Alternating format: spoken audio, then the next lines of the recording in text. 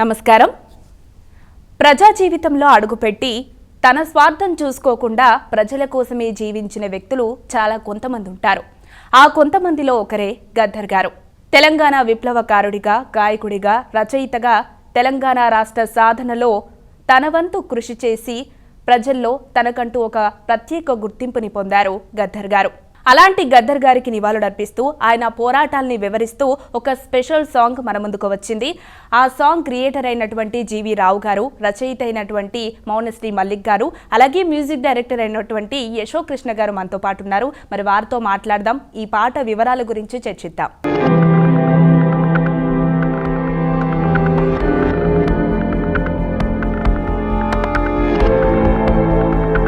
మరి interview start చేసే ముందు గద్దర్ గారికి నివాళులు అర్పిస్తూ రాసిన పాట యొక్క సీడీ లాంచ్ చేద్దాం.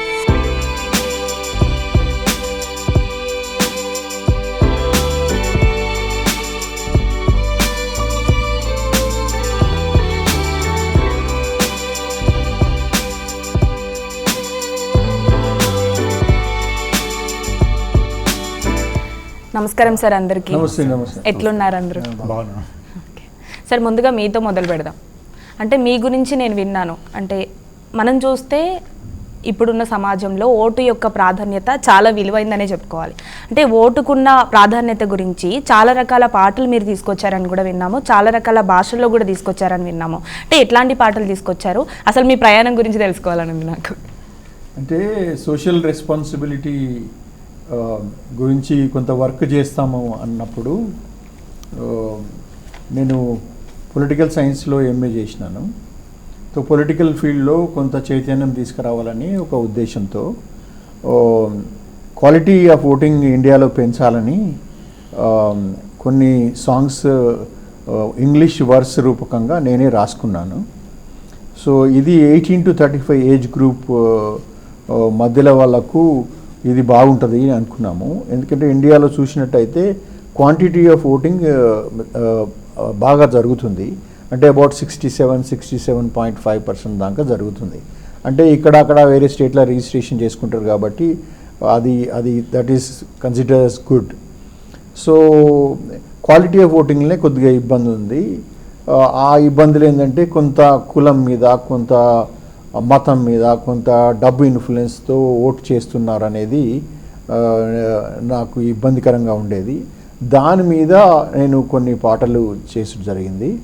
అది యూపీ పంజాబ్ ఎలక్షన్స్ ముందు హిందీలో, కర్ణాటక ఎలక్షన్ ముందు కన్నడలో, తెలంగాణ ఆంధ్ర ఎలక్షన్స్ ముందు తెలుగులో, మరియు సెంట్రల్ ఎలక్షన్ ముందు హిందీలో నేను ఆ పాటలు చేసి ఆ పాటలు టెలికాస్ట్ చేసుడు జరిగింది. సొసైటీ టీవీ అని ఒక చిన్న టీవీ పెట్టి దాంతో ఏదైతుందో మేము ఆ సాంగ్స్ టెలికాస్ట్ చేస్తున్నాం. ఓకే సార్, మీరు చెప్పండి. అంటే రచయితగా అంటే గద్దర్ గారికి నివాళులు అర్పిస్తూ ఆ పాట రాసినప్పుడు ఎలా అనిపించింది మీకు? ఆ ఫీలింగ్ ఎట్లుంది అప్పుడు? అంటే తెలంగాణలో ఎస్పెషల్లీ మన ఉద్యమ నేపథ్యం నుంచి వచ్చినటువంటి ప్రజా గాయకుడు గద్దర్ ఎవరైతే ఉన్నారో ఆయన నుంచి స్ఫూర్తి పొందిన వాళ్ళే తెలంగాణ కళాకారులు. సో నేను పుట్టక ముందు నుంచే ఆయన ఎంతో పాటలలో కృషి చేసిన గొప్ప అంటే గద్దర్ గారు ఒక గొప్ప గాయకుడు, గొప్ప రచయిత, గొప్ప నృత్యకారుడు. మనం మైకేల్ జాక్సన్లో ఏవైతే చూస్తామో తను ఎంత గొప్పగా రాస్తాడో అంత గొప్పగా ఆడతాడు, ఎంత గొప్పగా ఆడతాడో అంత గొప్పగా పాడతాడు. సేమ్ మనం తెలంగాణ నుంచి ఒక కళాకారుని తీసుకుంటే గద్దర్ అన్న కూడా ఎంత గొప్పగా రాస్తాడో అంత గొప్పగా పాడతాడో, ఎంత గొప్పగా పాడతాడో అంత గొప్పగా ఆడతాడు. సో ఆయన నుంచి స్ఫూర్తి పొందినటువంటి ఎంతోమంది కళాకారులలో నేను ఒకడిని. అంటే నేను ఇప్పుడు సినిమాలకు, టెలివిజన్ సీరియల్స్కు నేను వందలాది పాటలు రాస్తూ ఉండొచ్చు, కానీ ఉద్యమ నేపథ్యం నుంచి ఫస్ట్ నేను వరంగల్ జిల్లా ఒక ఉద్యమ పోరుబాటను చైతన్య దీపిక అయినటువంటి పోరు గడ్డలో పుట్టినటువంటి నేను గద్దర్ అన్న పాటలను విని స్ఫూర్తి పొందిన వాళ్ళలో నేను ఒకడిని. సో ఆయన మీద పాట రాయడం అంటే పాట మీద పాట రాయడం, ఒక గొప్ప పాట మీద మరొక పాట రాయడం. సో అదొక స్పోర్టివ్గా తీసుకొని మనకు జీవి రావు గారు వారితో పాటలు పనిచేయడం అనేది చాలా సుఖమైన విషయం. ఎందుకంటే నాకు పాట ఇలా ఉండాలి, పాటలో ఉన్నటువంటి భావాలు ఇలా ఉండాలి, పల్లవిలో ఇలా ఉండాలి, చరణంలో ఇలా ఉండాలి, రెండవ చరణంలో ఇలా ఉండాలి, మూడో చరణంలో మనకు మొత్తం అంత గ్రాఫ్ అంతా ఇచ్చేస్తారు. సో మనం ఏంటంటే లిరిసిస్ట్ ఆయన భావాలను అందమైనటువంటి ఆయన ఇటుక సిమెంటు అన్నీ ఇస్తే మనం అద్భుతంగా దాన్ని నిర్మించి గొప్ప ఎలివేషన్ చేసి దాన్ని అందంగా ప్రజెంటేషన్ చేసేటువంటి అవకాశాన్ని నాకు కల్పించారు. సో నేను అందులో ఎస్పెషల్లీ గద్దర్ మీద రాయమన్నప్పుడు మాత్రం నేను చాలా సంతోషపడ్డా. ఎందుకంటే తెలంగాణ పోరుబాటలో ఎంతోమంది చైతన్య కరదీపికలను ఎత్తేలా చేసినటువంటి గొప్ప సృజనశీలి, గొప్ప ఉద్యమకారుడు గద్దర్. ఆయన మీద పాట రాయమన్నప్పుడు నేను చాలా సంతోషపడ్డా. తర్వాత ఎవరితో ఎందుకు ఇంకెక్కువ సంతోషంగా అనిపించిందంటే, నేను యశోకృష్ణ మ్యూజిక్లో రాయడం నాకు చాలా ఇష్టం. ఎందుకు ఇష్టం అనేది ఉంటుంది. ఆయన సినిమా పాటను ఎంత గొప్పగా చేస్తారో ఉద్యమ పాటను అంత గొప్పగా చేస్తారు. ఉద్యమ పాట ఎంత గొప్పగా చేస్తారో తెలంగాణ సాంస్కృతిక వైభవాన్ని చాటి చెప్పేటువంటి పాటలు కూడా అంతే బాగా చేస్తారు. ఇప్పుడు మీరు చూసినటువంటి బతుకమ్మ పాట నిర్మల పాట కావచ్చు, తర్వాత సినిమా పాటకు వచ్చేసరికి నగరం నిద్రపోతున్న వేళ పాటలు కావచ్చు, తర్వాత నిద్రపోతున్నది పట్నం పాట, అలాంటి పాటలు వీరి పాటలు విని ఉండి వారితో వర్క్ చేయాలనుకున్నారు. పైగా మా వరంగల్ జిల్లాకు చెందినవాడు. నేను చాలామంది కీరవాణి గారి దగ్గర నుంచి కోటి గారి దగ్గర నుంచి అందరి సంగీత దర్శకులతో పనిచేశాను, కానీ మా వరంగల్లో నా సమకాలీకుడు అయినటువంటి యశోకృష్ణతో నేను పనిచేయలేదు. అయితే అన్నతో పనిచేసే అవకాశం వచ్చింది, చాలా సంబరపడ్డాను.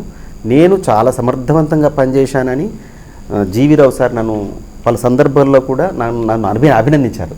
అది మంచి అవకాశం ఇచ్చినందుకు నేను చాలా సంతోషపడతాను.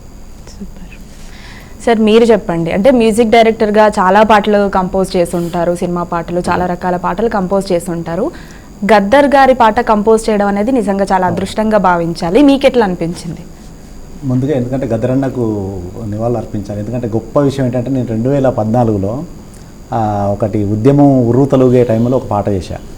పిల్లలు కూడా తెలంగాణ రావాలని కోరుకుంటే ఎట్లా ఉంటుందని ఒక కాన్సెప్ట్తో మన ఈ ప్రేమరాజు గారు డైరెక్టర్ రాయించారు. దాన్ని నేను ట్యూన్ కంపోజ్ చేశాను. అది అయిపోయిన తర్వాత పాట అంతా అయిపోయింది. అది ఆ ఉద్యమంలో రిలీజ్ చేశాం. చేసిన తర్వాత దీనికి ముందు మాట గద్దరని ఉంటే బాగుంటుంది అనే మా డైరెక్టర్ గారికి ఒక ఆలోచన రావడం, వెంటనే అనుకొని ఆ గద్దరన్న దగ్గరికి వెళ్ళి ఆయన అపాయింట్మెంట్ తీసుకొని వెళ్ళాం. వెళ్ళి ఏ పాటకు చెప్పాలరా అని అడిగాడు అని మేము హెడ్ఫోన్స్లో ఈ పాట వినిపించాం. మా డ్రైవర్ కాల్ చేయరా ఒకసారి అన్నాడు. కాల్ చేయగానే ఆ పాటలో కాలర్ ట్యూన్ వస్తుంది. ఈ పాట ఊరువాడ ఒక్కటై ఉద్యమించిరన్నో జై కొట్టి తెలంగాణ, ఉద్యమించిరన్నో జై కొట్టి తెలంగాణ, మెల్లంగా పోరు ఢిల్లీ చేరిందన్నో జై కొట్టి తెలంగాణ, ఢిల్లీ చేరిందన్నో జై కొట్టి తెలంగాణ, ఇయ్యరమయ్యర వాళ్ళు రయ్యిన లేసిండ్రో జై కొట్టి తెలంగాణ, రయ్యిన లేసిండ్రో జై అంటే ఒక తెలంగాణ మాండలికాన్ని తీసుకొని పసునూరి రవీంద్ర అద్భుతంగా రాశారు ఆ పాటని. ఆ పాటకి ఇమ్మీడియట్లీ ఆయన స్పందించి వెంటనే వచ్చి స్టూడియోకి వచ్చి ముందు మాట చెప్పారండి. చెప్పిన తర్వాత మళ్ళీ దాన్ని వీడియో చేసిన తర్వాత రిలీజ్ చేశాం. అది చాలా పెద్ద అద్భుతమైన అవకాశం అన్నతో కలిసి చేయడం. నేను చేసినటువంటి పాటకు ముందు మాట చెప్పడం అనేది అది జన్మజన్మల అది ఇక మర్చిపోలేని సంఘటన అది. అందుకని ఆ జీవీరావు గారు ఇట్లా గద్దరన్న మీద ఒక పాట చేద్దాం యశో అని చెప్పగానే ఇమ్మీడియట్గా దానికి లేట్ చేయాలి. మా తోటి కళాకారుడు ఆయన ఒక లెజెండ్. మీ చిన్నప్పటి నుండి స్కూళ్ళు కానీ మేము ఎక్కడ వెళ్ళినా ఫస్ట్ అన్న పాటలు టేప్ రికార్డులో వినుకుంటూ పెరిగిన వాళ్ళం. అలాంటి అవకాశం నాకు రావడం అదృష్టంగా భావించి ఆ పాటను ఫస్ట్ జీవీరావు గారు ఇంగ్లీష్లో మొత్తం టోటల్గా ఎట్లా తీసుకుని గద్దరన్న పాటలు అంటే రెగ్యులర్గా చాలా ఉన్నాయి. ఏదో ఆడుతూ పాడుతూ స్టేజ్ మీద సింపుల్గా చేస్తే బాగుండదు సార్, దానికి ఒక కాన్సెప్ట్ ఉండాలి. ఆ కాన్సెప్ట్ అంతా సారు రెడీ చేశారు. వెనుక 2 నదులు జీవనదులు ఉన్నా కూడా తెలంగాణ ఎందుకు వెనుకబడ్డది, దీనికోసం ఏం పోరాటం చేసిండు గద్దరన్న, ఆయన వంతు గొంతుకని ఎట్లా అందించిండు. అందుకే టైటిల్లోనే ఉంచుండే గొంతు లేని వారి గలం లేని వారి గలం గద్దరని పెట్టారు టైటిలే. అలా ఒక కాన్సెప్ట్తో వీళ్ళు అది అంతా రాయించిన తర్వాత నేను ఆ రాసిన దానికే ట్యూన్ చేసి కంపోజ్ చేశాను. చేసి ఆ పాట చేయడం నిజంగా నా అదృష్టం. తెలంగాణ కళాకారుడిగా పుట్టినందుకు గద్దరన్నకు ఇలాంటి ఒక గొప్ప అవకాశం రావడం నిజంగా జీవీరావు గారికి, మా రైటరు మౌనశ్రీ అన్నకి. అది మౌనశ్రీ అన్న కూడా చాలా 4-5 వర్షన్లు రాసుకొని ఆయన ది బెస్ట్ అనుకున్న తర్వాత నా దగ్గరికి పంపించారు లిరిక్స్ అన్నీ. అది సార్ అట్లాగే ఇంకొక మాట ఏంటంటే, అంటే గద్దర్ గారు అనే కన్నా కూడా గద్దర్ అన్న అని అందరి కాలం అదే పాపులర్, అందరు ఎవరైనా కూడా గద్దర్ అన్న అనే పిలుస్తారు. అంటే ఆయన పాటలు మనుషులకు అంత దగ్గరగా ఉంటాయి, ఆయన అంత దగ్గరగా ఉంటారు ఆ కాబట్టి. పాటలో కూడా జై గద్దరన్న ప్రజా యుద్ధ నౌక నీవన్నా, జయ హో గద్దరన్న దీన జనం పాట నీవన్నా అన్న రాయడం కూడా అదే రాసిండు పాటలో. అది ఇలా. అంటే మీకు ఉన్న అనుభవాలు చెప్పండి, గద్దర్ గారితో మీకున్న అదే గద్దర్ గారి అనుభవాలు, ఫస్ట్ జ్ఞాపకాలు. మొదటి అనుభవం అయితే అది. ఆయన అన్న ఈ పాట గురించి వెళ్ళడం కలవడం అంటే సభలలో చూసాం, అంతేగాని ఆయన ఆ తర్వాత మీ స్టూడియో కూడా వచ్చింది స్టూడియోకి కదా? వచ్చారు, స్టూడియోకి వచ్చి నా స్టూడియోకి వచ్చి అది అది ముఖ్యం బట్టి కదా. విని అసలు ఒక్కసారి సాంగ్ విని చెప్పేశాడు. ఆయన రాసుకోవడం కానీ ఏది లేదు. అది చాలా గొప్ప విషయం. గద్దరన్నతో కలిసి ఫొటోస్ దిగాం మా డైరెక్టర్ గారు నేను అంతా. చాలా గొప్ప. ఆయన ఎప్పుడో సభలలో కొన్ని వేల ఎక్కడి నుండో టీవీలో అక్కడక్కడ చూడమే తప్ప డైరెక్ట్ కలిసింది అయితే ఈ 2014లో అవును. ఉద్యమంలో టైంలో. అదండి. సార్ మీరు చెప్పండి, అంటే మీ ఆధ్వర్యంలో చాలా చైతన్యవంతమైన పాటలు మా ముందుకు వచ్చాయి. అయితే గద్దర్ గారికి నివాళులు అర్పిస్తూ ఒక పాట తీసుకురావాలని ఎప్పుడు అనిపించింది, ఎందుకు అనిపించింది, దీని వెనకాల ఉన్న బ్యాక్గ్రౌండ్ చెప్పండి. గద్దర్ గారి కాంట్రిబ్యూషన్ తెలంగాణ కొరకు అది ఒక డైరెక్షన్లో తీసుకెళ్తే అది సరిపోదు. అది 4 డైరెక్షన్లో, ఆల్ డైరెక్షన్లో తీసుకెళ్ళాలి. మేము చేసిన ఎఫర్ట్ మేబీ 1 or 2 డైరెక్షన్స్. ఇంకా స్కోప్ ఉంటుంది, ఇంకా స్కోప్ ఉంటుంది. ఆయన రీసెర్చ్ చేయవలసిన PhD మెటీరియల్. అయితే ఇందులో ఈ టైము ఆ టైం కాకుండా ఎవరైతే ఫ్రీడమ్ కొరకు, ఎవరైతే పీపుల్స్ రైట్స్ కొరకు, హక్కుల కొరకు ఎవరైతే వారు పోరాటం చేస్తారో వారికి టైం ఉండదు. ఎప్పుడన్నా మనం నివాళులు అర్పించవచ్చు, ఎప్పుడన్నా వారి గురించి మనం మాట్లాడుకోవచ్చు, ఎప్పుడన్నా వారి గురించి పాటలు రాయవచ్చు, లేకపోతే వారు చేసిన పని ఏదో పబ్లిక్లోకి తీసుకెళ్ళవచ్చు. సో ఎస్పెషల్లీ ఈ సాంగ్లో వారి కాంట్రిబ్యూషన్ ఏదైతుందో ఈ సొసైటీ మీద, దాని మీదనే మేము ఫోకస్ చేసినాము. అదే నేను ఇంగ్లీష్లో రాసినాను ఫస్ట్. బేసికలీ ఇది ఏంటంటే, ఇంగ్లీష్లో చెప్పాలంటే వాయిస్ ఆఫ్ ద వాయిస్లెస్. ఎవరికైతే వాయిస్ లేదో వారి వాయిసే వినిపించాడు. సొసైటీలో చైతన్యపరిచాడు, వినిపించాడు. తర్వాత ఏదైతుందో తెలంగాణకు ఎలా అన్యాయం అవుతుంది, తెలంగాణ మూమెంట్కు తెలంగాణ ఎందుకు కావాలి అనేది, స్టేట్హుడ్ కావాలి అనేది వారు అప్పుడు కూడా అదే చేశాడు. ప్రజలను చైతన్యపరిచాడు. తర్వాత ఒకసారి ప్రజల్లో చైతన్యం వస్తే వారు వారి రైట్స్ కొరకు వాళ్ళే కొట్లాడతారు, వాళ్ళు సాధించుకుంటారు. So that is primary reason. అయితే ఇది ఏ పొలిటికల్ పార్టీకి సంబంధించింది కాదు ఈ సాంగు. ఏ ఫిలాసఫీని కూడా మేము ఎంకరేజ్ చేయడం లేదు, స్టాప్ చేయడం లేదు. సో వారికి పొలిటికల్ ఫిలాసఫీ కానీ పార్టీకి కానీ ఈ సాంగ్ సంబంధం లేదు. It is only art and కల్చర్కి సంబంధించింది. అండ్ వారి కాంట్రిబ్యూషన్ ఏదైతుందో బయటికి తీసుకురావాలని. సార్ మీరు చెప్పండి, అంటే ముందుగా మీరు ఇంగ్లీష్లో ఒక పద్యంగా స్టార్ట్ చేశారు కదా, అంటే ఎందుకు అలా స్టార్ట్ చేశారు, ఎందుకు అనిపించింది అసలు మీకు? అంటే నేను వేరియస్ సబ్జెక్ట్స్ మీద రాస్తుంటాను. సో ఇది అంటే నేను కరోనా మీద రాసినాను, ఎలక్షన్స్ మీద రాసినాను, తర్వాత గోల్కొండ మీద రాసినాను. సో ఇవన్నీ సబ్జెక్ట్స్, వేరియస్ సబ్జెక్ట్స్ మీద రాస్తుంటాను. ఫ్యూచర్ ఓటింగ్ మీద రాసినాను, క్వాలిటీ ఆఫ్ ఓటింగ్ మీద. ఇవన్నీ ఆ సాంగ్స్ క్వాలిటీ ఆఫ్ ఓటింగ్ మీద రాసినప్పుడు సుద్దాల అశోక్ తేజ గారు బ్రహ్మాండంగా రాసి అది చాలా ఫేమస్ అయిపోయింది ఆ సాంగ్. అది వారు చాలా ప్రోత్సాహం కూడా చేసినారు. Is like my elder brother. So I'm ever thankful to him. So ఇది నేను ఇంగ్లీష్లో నేను ఎట్లా రాసినానంటే, అంటే ఇప్పుడు ఇంటెన్స్గా ఎవరి గురించిన మీరు ఆలోచన చేసినప్పుడు, లేకపోతే ఏదైనా సబ్జెక్ట్ బాధాకరంగా ఉన్నప్పుడు, సపోజ్ ఓట్లు డబ్బుతో కొంటున్నప్పుడు, అది ఏదైతుందో ఒక బ్యాడ్ ఇన్ఫ్లుయెన్స్గా మారుతుంది, కంట్రీ ఇబ్బందిలో పడిపోతుంది అనుకున్నప్పుడు, మనము యాజ్ పీపుల్ అంటే కొందరు ఏదైతుందో వీరు రచయిత వీరు ఉన్నారు, మ్యూజిషియన్స్ కానీ people of some basic intelligence, దాని మీద ఫోకస్ చేస్తాం మనం. ఆ సబ్జెక్ట్స్ మీద, ఆ సబ్జెక్ట్ మీద ఫోకస్ చేస్తే, ఇంటెన్స్గా ఫోకస్ చేస్తే అందులోకి వెళ్ళి ఆ టాలెంట్ని బట్టి రైటప్ వస్తుంది. Basically that is what I right. So when ever నాకు ఏదైనా ఆ సబ్జెక్ట్ మీద నాకు రాయాలనిపించినప్పుడు, లైక్ కరీంనగర్ మీద రాసినాను. కాలం కన్నా ముందు Karimnagar, that is I wrote. అంటే కరీంనగర్ ఎంత అడ్వాన్స్డ్గా ఉంది, ఎంత పొలిటికల్ చైతన్యం ఉంది అని నేను రాసినాను అది. సో సో అప్పుడు రాసినప్పుడు ఇది వీరి గురించి ఒకసారి రాద్దాం అనుకున్నప్పుడు, వీరి తెలంగాణ కాంట్రిబ్యూషన్ అది రాద్దాం అన్నప్పుడు నేను రాసినాను. నేనేం రాసినానంటే a son of the soil born to enlighten అని మొదలుపెట్టి డౌన్ ట్రాడన్ కొరకు కొట్లాడారు. అతను ప్రజల కోపం ఎక్స్ప్రెస్ చేశాడు. ఇట్లా రాసుకుంటూ పోయి వేరే వాళ్ళ బాధను ఏదైతుందో ఈయన ఎక్స్ప్రెస్ చేశాడు. ఇవన్నీ నేను ఇంగ్లీష్లో రాశాను. A reformist would try to change the manifesto of the parties. అంటే లాస్ట్లో వారు మేనిఫెస్టో అంటే ఎట్లయితే సోషల్ జస్టిస్ వస్తుంది అనేది వారు చెప్పినారు కదా. ఇవన్నీ రాసుకుంటూ వచ్చి నేనేమన్నానంటే ఇంతేనా అతని కాంట్రిబ్యూషన్ అని మళ్ళీ రాశాను. ఇంతేనా ఆయన కాంట్రిబ్యూషన్ అని దాని తర్వాత మొదలుపెట్టాను. అంటే తెలంగాణ వచ్చే వరకు దినము రాత్రి అనకుండా మొత్తము రాత్రిని కూడా దినంలాగానే అనుకోని, అంటే అంత పోయిటిక్ వర్క్, అంత అవేర్నెస్ తీసుకొచ్చిండు అనేది ఒకటి రాసినాను. అంటే 12 అవర్స్ సరిపోలేదు, 24 అవర్స్ కూడా సూర్యుడు ఉన్నట్టే పనిచేసిండు అనేది ఒకటి రాసిన. బ్యూటిఫుల్.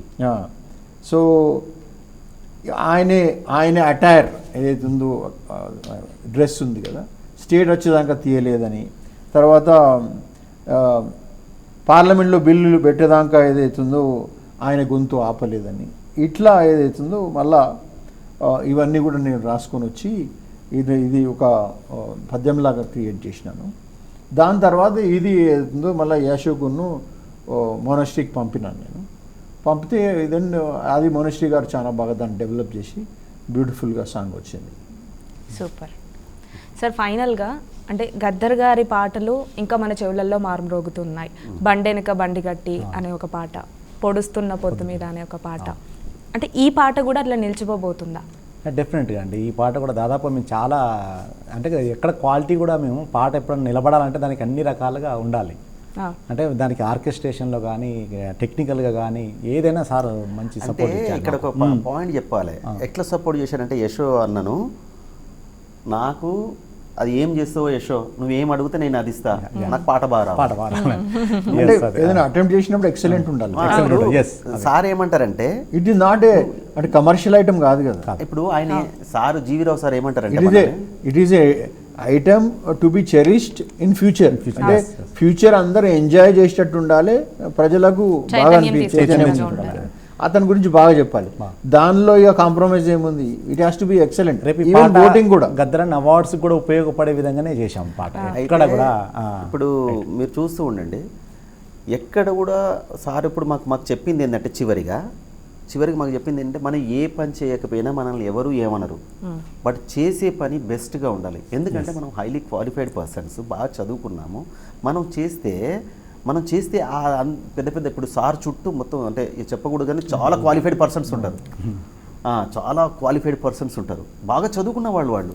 సో వాళ్ళందరూ మేధావులు ఉంటారు. సార్ సర్కిల్ అంతా మేధావుల సర్కిల్ కాబట్టి మనం ఏదైనా పని చేస్తే మంచిగా చేయాలి మళ్ళీ అని చాలా ఎక్స్ట్రాడినరీ సపోర్ట్ చేస్తాడు అన్ని రకాలుగా. నీకేం కావాలో చెప్పు, అది అద్భుతంగా రావాలి అని చెప్తారు అన్నమాట.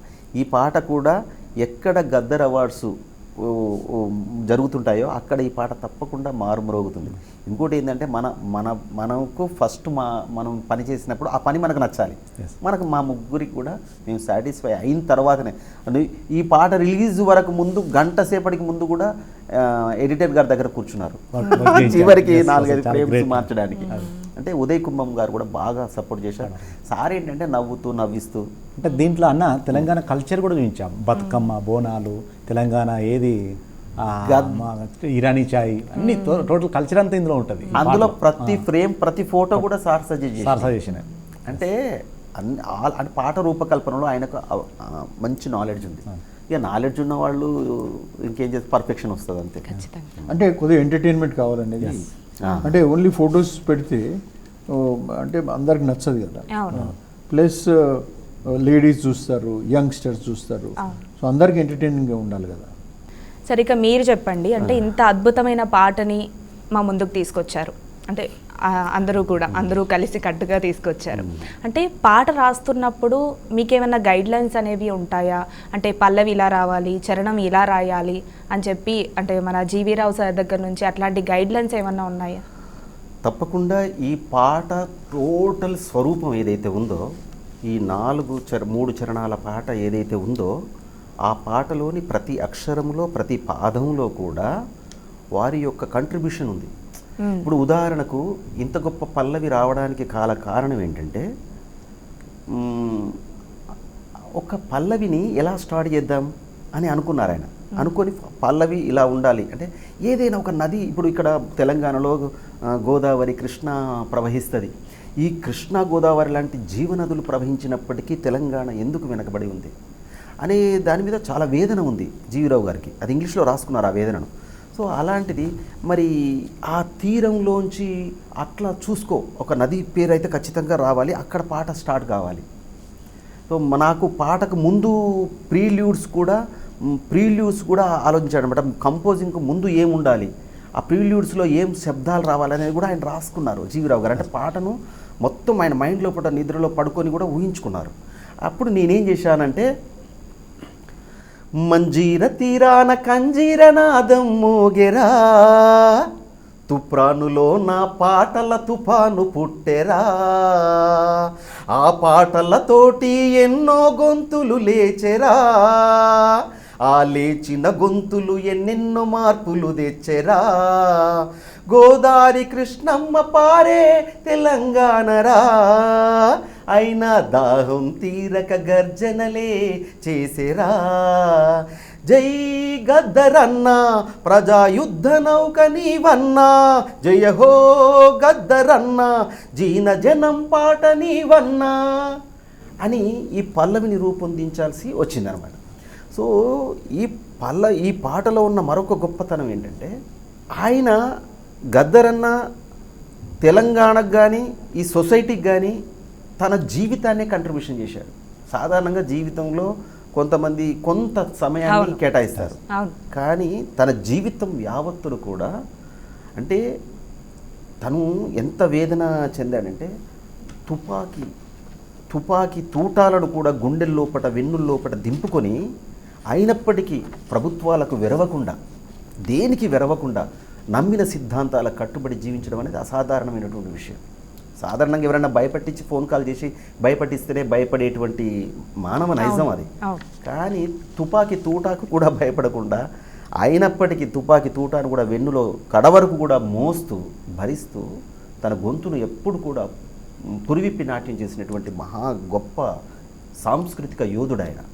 సరే, ఆయన ద్వారా ఎంతోమంది చైతన్యాన్ని కలిగి అడవుల్లోకి వెళ్ళారు, ప్రభుత్వం మీద తిరుగుబాట్లు చేశారు, ఎన్నో చేశారు. కానీ మేమిక్కడ చెప్పదలుచుకున్నది ఏంటంటే, ఆయన యొక్క సాంస్కృతిక పరమైనటువంటి కాంట్రిబ్యూషన్ మాత్రమే మేము పాటలో చెప్పాలనుకున్నాం. ఆయన ఎన్నో చేసి ఉండొచ్చు, వాటితో మనకు సంబంధం లేదు. తర్వాత ఆయన వల్ల ఎంతమంది కళాకారులు ఊపిరి పోసుకున్నారు. ఇప్పుడు ఒక నిరుపేద కుటుంబంలో పుట్టినటువంటి నాలాంటి వాళ్ళు కూడా ఇవాళ పెద్ద పెద్ద సినిమాలకు పాటలు రాయడం, కీరవాణి గారు లాంటి వాటి పాటలు రాయడానికి కారణం బీజం ఏంటి? పల్లెళ్ళ లోపల ఆయన పాట చొచ్చుకొని పోయింది. ఆ పాట నిద్రలోను మెలకువలోను ఒక పలవరింతలాగా మారింది ఆయన పాట. అమ్మా తెలంగాణమా ఆకలికే కలగానమా అనే పాట తెలంగాణ జీవనాడిని పలికించేటువంటి పాట, తెలంగాణ గుక్కను పలికించేటువంటి పాట అది. తెలంగాణ అంటే ఏంటో ప్రపంచానికి చాటి చెప్పేటువంటి సాంస్కృతిక భౌగోళిక పరమైనటువంటి గొప్ప పాట అది. అలాంటి పాటగాడి మీద కొన్ని వేల పాటలు రాసినటువంటి పాటగాడి మీద పాట రాసేటువంటి ఆలోచనే జీవీరావు గారిది గొప్పది. తర్వాత ఈ పాట యొక్క గొప్పతనము తప్పకుండా చెప్పాలి. ఎంత ఆలోచన గొప్పది, పెట్టుబడి పెట్టే వాళ్ళది గొప్పది. ఆలోచన లేకపోతే అసలు పాటే లేదు, నిర్మాత లేకపోతే అసలు పాట లేదు. మనం కాబట్టి నిర్మాత ఆలోచనను మనం ఇక్కడ ఈ వేదిక సందర్భంగా చెప్తున్నాను. నిర్మాత యొక్క ఆలోచన గొప్పది, ఆ ఆలోచన లేకుంటే అసలు పాటే లేదు. సో ఈ పాట ఇంత బాగా రావడానికి ప్రధానమైన కృషి ఒకటి జీవీరావు గారు అయితే, రెండవ గొప్పతనము యశోకృష్ణ అన్నది. ఎందుకంటే ఈ మధ్యకాలంలో ఇళయరాజా గారు వచ్చిన తర్వాత స్వరాలకు పాటలు రాసేటువంటి ఒక సంప్రదాయం వచ్చింది. అంతకుముందు రాసిన పాటలను స్వరకల్పన చేసేవాళ్ళు. కానీ చాలామంది, నేను ఇప్పుడు ఒక 1000 పాటలు రాశాను, 999 పాటలు కూడా నేను స్వరాలకు రాసినాయి. ఈ పాట గొప్పతనం ఏంటంటే రాసి ఇలా పంపిస్తే, రాసి పంపించిన వెంటనే రిప్లై నాకు వాయిస్ మెసేజ్ వచ్చింది, పాడి పంపించారు. ఇలా చూస్తూ పాడారు. మంజీర తీరాన కంజీర నాదం మోగెరా, తుప్రానులో నా పాటల తుపాను పుట్టెరా అని పాడేశారు చూస్తూ. అంటే ఒక న్యూస్ పేపర్ని ఇచ్చినా కూడా దాన్ని స్వరకల్పన చేసే వ్యక్తి మామ కేవి మహాదేవన్ గారు. అలాంటి జూనియర్ కేవి మహాదేవన్ లాగా నాకు అనిపించారు. నేను అన్నాను, అంటే నన్ను అశోక్ అన్న కూడా ఇలాగే అనేవారు. పైగా జీవిరావు గారు కూడా యశోకృష్ణ గారిని బాగా ప్రోత్సహించారు. నువ్వు చేయగలవు, నువ్వు ఏ పాట అయినా చేయగలవు అని దగ్గర ఉండి కూర్చోబెట్టుకొని ఈ పాటను, పైగా సింగర్ రామ్కీని సెలెక్ట్ చేసుకున్నారు. అన్న ఎవరితో పాడిస్తావు ఈ పాట అంటే, దీని శృతిని అందుకునేటువంటి వ్యక్తి రామ్కి అని చెప్పి ఆయనను పిలిపించేసి ట్రాక్ పాడి పంపించారు జీవిరావు గారికి. ప్రతి దానికి జీవిరావు గారు ఆమోద ముద్ర ఉంది ఇందులో. రామ్కి సెలెక్షన్ మ్యూజిక్ డైరెక్టర్ అయినా మీకు అది పాడి ట్రాక్ పాడి పంపించిన తర్వాత ఈజ్ గుడ్ అని టిక్ చేస్తే ఆయనను తీసుకొచ్చి మళ్ళీ పాట నేర్పించేసి పాడితే అద్భుతంగా పాడాడు రామ్కి. గొప్ప సింగర్ ఆయన. ఆ తర్వాత విజయ్ కుంభం దగ్గర ఇక విజయ్ కుంభం గారి పక్కన కూర్చోబెట్టుకుని ఎడిటింగ్లోని ఉదయ్ కుంభం ఎడిటింగ్లోని ప్రతి ఫ్రేమ్ను ఇట్లా కూర్చోబెట్టి, నాన్న ఇలా చేయి, నాన్న ఇలా చేయి అంటే, వీరి దగ్గర ఉన్న గొప్పతనం ఏంటంటే బాగా చదువుకున్న వ్యక్తి కదా, చాలా సాఫిస్టికేటెడ్గా పనిని బాగా చేయించుకోగలుగుతారు, ప్రేమగా ఆప్యాయంగా. సో ఏ విషయంలోనైనా కొన్ని విషయాలు చెప్పకూడదు, రెమ్యునరేషన్ విషయంలో కూడా అని ఎంత అంటే మీకు ఇష్టం ఉండదు, కానీ కళాకారులుగా అంత నిబద్ధత గల వ్యక్తిగా మనకు అనిపిస్తారు.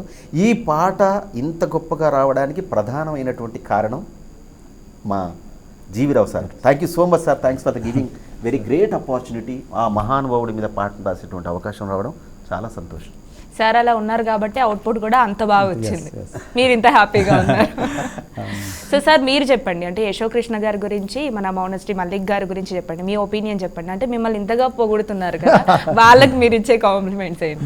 అంటే వీళ్ళు already established musicians and music director గారు చాలా టాలెంటెడ్ మనిషి అండ్ చాలా సౌమ్యుడు, well management. Same case with Mounasri Mallik గారు. They are very well educated, very learn scholar అతను. సో ఇతను మన రామ్కి గారు నాకు ఇదివరకు ఒక పాట పాడారు, అది దాదాపుగా 1,00,000 మంది చూశారు ఓటు మీదనే. సో మాకు ఇంతకుముందు పరిచయం ఉంది, అది కూడా మ్యూజిక్ డైరెక్టర్ గారు యశోకృష్ణనే ఉంటారు. దాంతో ఏదైతుందో మాకు ఈ సాంగ్ అతన్ని సూట్ అవుతాడు అనేది యశోకృష్ణ చెప్పినారు, అది నేను I agreed to it. So and ఓవరాల్గా చూస్తే I'm very happy with my musicians who have done such a wonderful job. సార్కి ఇచ్చిన గైడ్ లైన్స్ ఏంటో సార్ చెప్పారు. అంటే మీకు కూడా అట్లాంటి గైడ్ లైన్స్ ఏమైనా ఉన్నాయా? లేదు అని అంటే ఎన్ని వర్షన్స్లో మీరు రికార్డ్ చేశారు? అంటే పాట సాహిత్యం చూడగానే మాకు ఒక ఐడియా వస్తుంది, ఈ పాట ఏ రాగంలో చేస్తే బాగుంటుంది, దానికి ఎట్లా అంటే గాయకుడు కూడా నేను కంపోజింగ్లోనే అనుకుంటాను.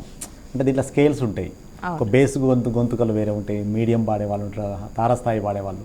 దీనికి వీళ్ళైతే బాగుంటుందన్న ఇది రామ్కి అనే గొంతు ఏంటంటే దాదాపుగా వందే మాతరం శ్రీనివాస్ గారు ఒకప్పుడు పల్లె ఎట్లా చచ్చుకుపోయిందో గొంతు, అట్లాంటి ఈ అబ్బాయి వాయిస్ కూడా ఎంత తారస్థాయి కన్నా ఈజీగా రీచ్ అవుతుంది. అందుకని ఆ అబ్బాయితో పాడిస్తే బాగుంటుంది అని చెప్పి ఫస్ట్ నేను ట్రాక్ పాడి పంపించాను.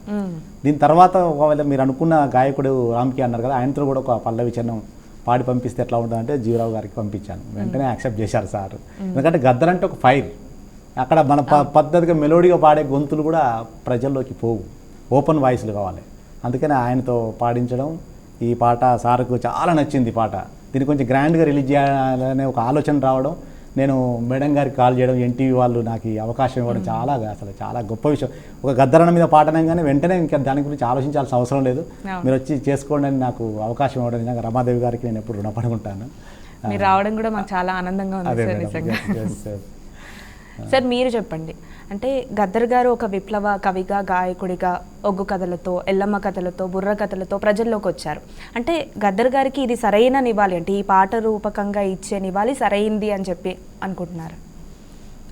అంటే ఈ ట్రిబ్యూట్స్ రాసేటప్పుడు కానీ ట్రిబ్యూట్స్ మనము ప్రజెంట్ చేసేటప్పుడు కానీ బేసికలీ నేను ఎలా చూస్తా అంటే ఈ స్వేచ్ఛ హక్కుల మీద ఏదైతే పోరాటం చేస్తుంటారో వారి గాంధీ గారు కానివ్వండి, లేకపోతే వేరే నేషనల్ లీడర్స్లో నెల్సన్ మండేలా కానివ్వండి, షగ్వేరా కానివ్వండి, సో వీళ్ళందరూ కూడా ఇవన్నీ ఒక లైఫ్ టైం అని అనుకుంటాం కానీ అవి ఎందరో జీవితాలలో లైట్ తీసుకొస్తాయి. వారిది ఒకటే లైఫ్ టైం, వారి ఎఫర్ట్ ఒకటే లైఫ్ టైం, చేసేవారి ఎఫర్ట్ ఒకటే లైఫ్ టైం, కానీ ఎందరో జీవితాలల్లో ఇట్ లైట్ తీసుకొస్తాయి. అంటే it brings light in there lifes. So ఒకతను యాజ్ యూ సెడ్ దాంతో ఒక కైండ్ ఆఫ్ యూనో ఉత్సాహం మొదలవుతుంది, సో ఒక కైండ్ ఆఫ్ అవేర్నెస్ మొదలవుతుంది, ఓ కైండ్ ఆఫ్ అతను చేశాడు కదా అంటే అందులో పాటలో ఉంది ఎన్నో గొంతులు పుట్టాయని. అది చాలా చిన్న వాక్యం. అతను వృక్షంలాగా ఉంటే అతని కింద ఎందరో గొంతులు అవి ఆ రైట్స్ కొరకు you know they fought for the rights, స్వేచ్ఛ కొరకు కొట్లాడారు. ఒకంతునయ్యేది కాదు కదా, ఇట్ ఈస్ అండర్ అతను చేస్తున్నాడు కాబట్టి ఎందరో ఏదైతుందో సాంగ్స్ రాసినారు. ఇది తెలంగాణ మూమెంట్లో మనకి యూనో మనకు అది ఇంకా పీక్కి వెళ్ళిపోయింది. అది ఒక హై లెవెల్కి వెళ్ళిపోయి ప్రతి ఊరూరా ఏదైతుందో తెలంగాణ మూమెంట్ను అది తీసుకెళ్ళింది. తెలంగాణ మూమెంట్ ఎందుకు తెలంగాణ స్టేట్హుడ్ కావాలనేది వాళ్ళకి అర్థమైంది. లేకపోతే ఈ పొలిటికల్ మూమెంట్స్, ఈ సోషల్ మూమెంట్స్ ఎట్లుంటాయంటే దీనితో తప్పు దోవ పట్టిస్తారు ఈజీగా. సో అది ఈ పాట ఏదైతుందో ఆ అందరి దగ్గరికి పోయింది కాబట్టి as it is Telangana you know is very dear to us. So కాబట్టి ఏదైతుందో అది అంత ఎఫెక్టివ్గా ఉంది కాబట్టి మనం అందరం ఒకటై ఏదైతుందో ఈ స్టేట్ తెచ్చుకోవడం జరిగింది.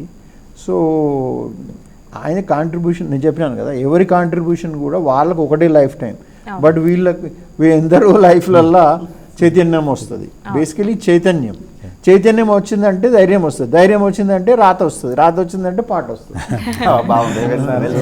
పాట వచ్చిందంటే మాకు ఆనందం, పాట వచ్చిందంటే ఇంకేముంది. సరే, అట్లాగే అంటే తెలంగాణ ప్రభుత్వం కూడా గద్దర్ గారి పేరుతో సినిమా అవార్డులను కూడా ఇవ్వాలని చెప్పి నిర్ణయం తీసుకుంది. అంటే దీని మీద మీ అభిప్రాయం? అంతకన్నా పెద్ద ట్రిప్ నివాళి లేదు. So it is great idea. అది తొందరగా చేస్తే మంచిది. ఆల్రెడీ ప్రభుత్వం ఆమోదించింది, జీవో కూడా తీసుకొచ్చేసింది, ఇస్తామని చెప్పారు. నిజంగా ఇన్నేళ్ల ఒక 50 ఏళ్ల పాటు సాంస్కృతిక యోధుడిగా వచ్చి ఇంతమంది కళాకారులను తయారు చేసినట్టు, ప్రత్యక్షంగా పరోక్షంగా తయారు చేసినటువంటి, ప్రజల మధ్య జీవించినటువంటి ఒక సాంస్కృతిక యోధుడి పేరు మీద ఇవ్వడం అనేది చాలా గొప్ప విషయం. యాక్చువల్గా మేము కూడా మేము తయారు చేస్తున్నప్పుడే అది అనౌన్స్మెంట్ రావడం కూడా మాకు లోపల చాలా ఉత్సాహం కలిగింది. ఈ విషయం కూడా మేము కాన్ఫరెన్స్లో డిస్కస్ చేసుకున్నాము. సో అలాంటి ఇప్పుడు 99% గద్దరును ప్రేమించిన వాళ్ళు ఉండరు. ఏ రంగంలో ఉండని, ఏ డిపార్ట్మెంట్లో ఉండని, పోలీస్ డిపార్ట్మెంట్ వాళ్ళు ఏ డిపార్ట్మెంట్లో ఉన్నా కూడా కళాకారుడిగా మాత్రం గద్దర్ను ఇష్టపడతారు. అవును. అసలు ఇక్కడ తెలంగాణలో సాంస్కృతిక ప్రజానాట్య మండలి కావచ్చు, జననాట్య మండలి కావచ్చు, ఈ కళాకారుల వల్ల అద్భుతమైనటువంటి సాంస్కృతిక విప్లవం జరిగింది. దానివల్ల వందలాది మంది కళాకారులు సినిమా రంగం వైపు, ఉపాధి వైపు మళ్ళీ ఎంతోమంది గాయకులు ఉపాధి పొందుతున్నారు, ఎంతోమంది లిరిసిస్టులు ఉపాధి పొందుతున్నారు, ఎంతోమంది సాంకేతిక నిపుణులు కూడా వాళ్ళు పేరు ప్రతిష్టలు తెచ్చుకున్నారు. సో అలాంటి గద్దర్ అన్న పేరు మీద అవార్డు అంటే ఒక స్థాయి ఉన్న వ్యక్తి తెలంగాణలో, ఆ స్థాయి ఉన్న వ్యక్తి పేరు మీద అవార్డు తీసుకోవడం అనేది ఎవరికైనా కూడా, ఏ ప్రాంతం వారికైనా, ఆంధ్ర వాళ్ళు కావచ్చు, తెలంగాణ తెలుగు వారు కావచ్చు, ఇంకా వేరే దేశం వాళ్ళు కూడా కావచ్చు, వాళ్ళు కూడా గద్దర్ పేరు మీద అవార్డు తీసుకోవడం అనేది గౌరవంగా భావించాల్సినటువంటి విషయమే. తప్పకుండా. సరే, ఇక అంటే మీ ముగ్గురు గురించి మాట్లాడుకుంటే సార్ ఈ పాటను తీసుకురావాలని చెప్పి ఒక ముందడుగేసి సార్ ద్వారా పాట ముందడుగేసింది. సార్ అనుకున్నట్టుగా మీరు రాయడం, మీరు అనుకున్నట్టుగా సార్ పాడడం, ఆ తర్వాత పాట పాడడం అంతా కూడా చాలా సక్సెస్ఫుల్గా జరిగింది. అంటే మీరు ఇందాక చెప్పారు పాట మీద పాట రాయడం అనే చెప్పాలి, గద్దర్ గారి గురించి పాట రాయడం అంటే అని చెప్పారు. అంటే పాట రాశాక అంటే మీకు అంటే సార్ చెప్పిన గైడ్లైన్స్ అన్ని మీరు పాటించారు. ఎక్కడైనా అనిపించిందా చిన్న సాటిస్ఫాక్షన్ ఏమైనా మిస్ అయినట్టు అనిపించిందా?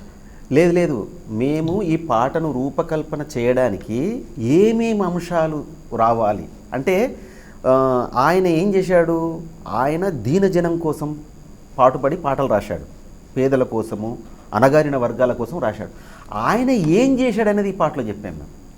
ఆయన ఏం చేశాడు అంటే ఇప్పుడు ఆయన పుట్టుకను పల్లవిలో చెప్పాం కదా, చరణంలో చూడండి ఎంత ఎంత గొప్పగా ఆయన తన మాటే చైతన్యం, తన ఆటే ఆరాటం, తన చూపే ఆవేశం, తన రూపే పోరాటం.